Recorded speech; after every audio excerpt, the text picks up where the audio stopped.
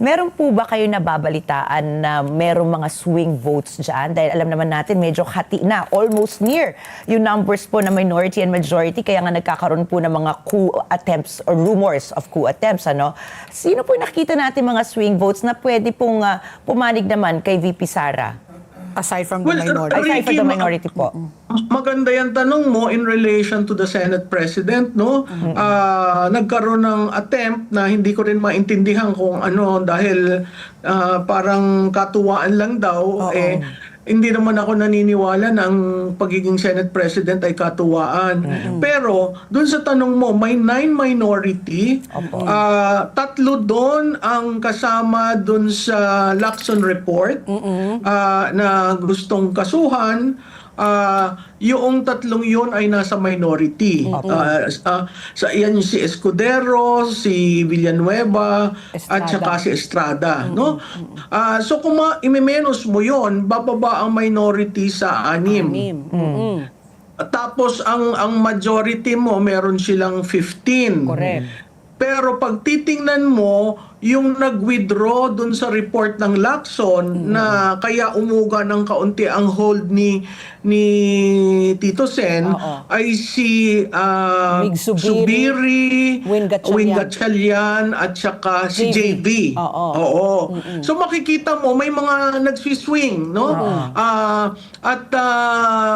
Yung hindi ko alam kung paano magpa-perform si Senator Legarda dahil sa Lunes natin makaklaro ano ba talagang desisyon. Kasi hindi daw naman term sharing pero rene-reserva nila si Legarda sa papalapit ng end ng 20th Congress. So maraming laro na nangyayari doon. Si Bato na consistently absent biglang nag-appear at pumirma doon diyan sa palitan ng liderato. Tatandaan natin na ang presiding officer sa impeachment sa Senado, sa Vice President ay ang Senate President. So, ang mga yung galawan na yan ay napaka-importante kasi kailangan nyo ring tandaan na ang Vice President is ang Senate President ay nasa line of succession. Yes. Number 3, diba? no? So, number 3, tama yun, Pat. So, pag naalis ang Vice Presidente dahil sa impeachment, ang aangat. Automatic siya.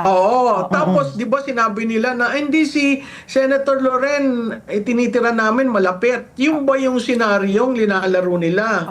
Na kung ma-impeach si Vice President, paangat si Tito Sen at Senate President si Loren.